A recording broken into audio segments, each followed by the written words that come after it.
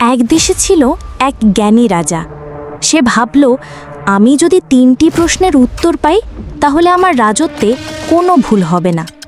প্রশ্নগুলো ছিল: 1. সবচেয়ে গুরুত্বপূর্ণ সময় কি? 2. সবচেয়ে গুরুত্বপূর্ণ মানুষ কে? 3. সবচেয়ে গুরুত্বপূর্ণ কাজ কি? রাজা অনেক পণ্ডিত ডাকল, কিন্তু কেউ তাকে সন্তুষ্ট করতে পারল না। অবশেষে সে এক সাধুর কাছে গেল। সাধু বলল, সবচেয়ে গুরুত্বপূর্ণ সময় হলো এখন।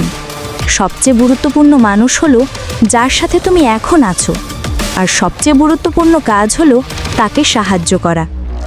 রাজা বুঝল, জীবন আসলে এখনকার কাজেই।